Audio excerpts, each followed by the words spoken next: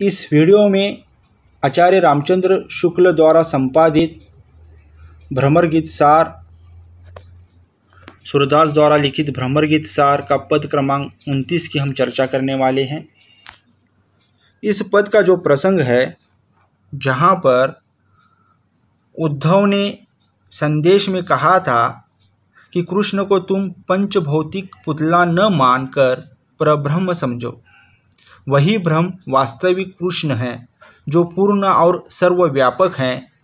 इसके उत्तर में गोपियाँ कहती हैं, जो ये पद है, पूर्णता इन नयन न पूरी, पूर्णता इन नयन न पूरी, तुम जो कहत स्त्रवननी सुनी समूझत, ये याही दुख मरती बिसूरी।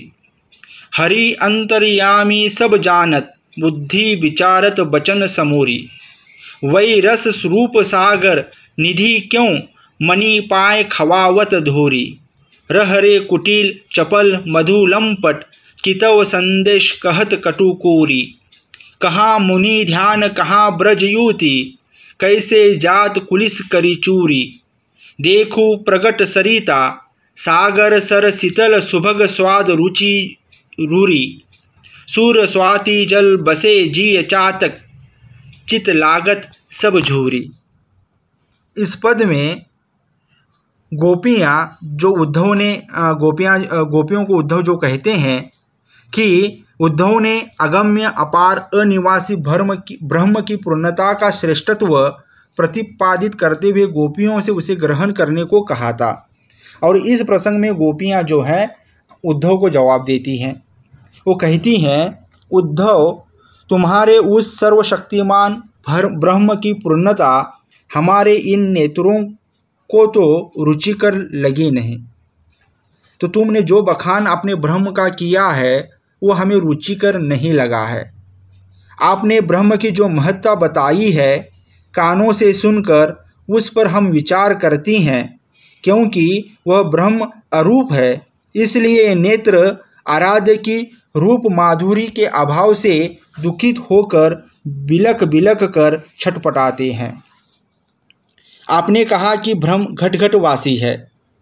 इस तथ्य से अवगत होने पर भी हमने बुद्धिमता से इस प्रश्न पर आदि से अंत तक विचार किया, किंतु फिर भी इस निष्कर्ष पर पहुंची कि प्रेम स्वरूप श्री कृष्ण तो समुद्र से निकले रत्न के समान मूल्यवान संपत्ति है। जब हमने श्री कृष्ण जैसी सुंदर मणि को प्राप्त कर लिया है, तो आप धूल जैसा तुच्छ पदार्थ निर्गुण हमको देने का प्रयास क्यों कर रहे हैं। यहाँ फिर से सगुण और निर्गुण की तुलना की गई है और निर्गुण के बदले सगुण को श्रेष्ठ माना गया है।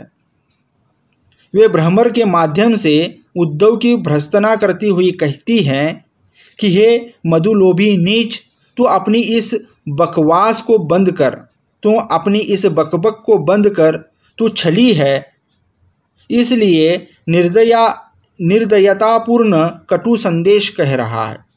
कहाँ निर्गुण को प्राप्त करने वाली ऋषियों की समाधि और कहाँ हम अबला ब्रज नारियाँ। तो यहाँ पर ये भी बात की वो तुलना कर रही है कि निर्गुण को प्राप्त करने वाले ऋषि हैं, वो सर्वश्रेष्ठ हैं, और उनके तुलना में हम तो अबला ब्रज की नारियाँ हैं। भला कठोर पत्थर पीसकर किस प्रकार चूर्ण रूप में परिवर्तित किया जा सकता है। सूरदास जी कहते हैं कि गोपियों ने कहा कि चातक का व्रत तो देखो कि शीतल स्वादिष्ट एवं सब प्रकार सुंदर जल से कितनी नदियाँ, समुद्र एवं सरोवर भरे हुए हैं। उसे स्वाति नक्षत्र के जल की ही कामना रहती है, शेष जल उसके लिए अग्रहणीय है। तो यहाँ पर चातक के उदाहरण के माध्यम से ये समझाना चाहती हैं गोपियाँ कि चातक संसार भर में पानी की कमी नहीं है, कितने तो नदियाँ हैं, समुद्र है, सरोवर से पानी भरे हुए हैं, फिर भी स्वाति नक्षत्र के जल की ही कामना चातक करता है। उसी प्रकार से हमारा कृष्ण प्रेम भी चातक की ही भांति अटल है, अतः हम इस मार्ग से हट नहीं सकती। इस पद के काव्य सौंदर्य की बात करें तो प्रस्तुत पद में अंत्यानुप्रास, छेकानुप्रास तथा निदर्शनालंकार है। सरिता सागर सर में दुष्कर्मत्व दोष है। प्रस्तुत पद राग कान्नरों में गाया जाता है। धन्यवाद।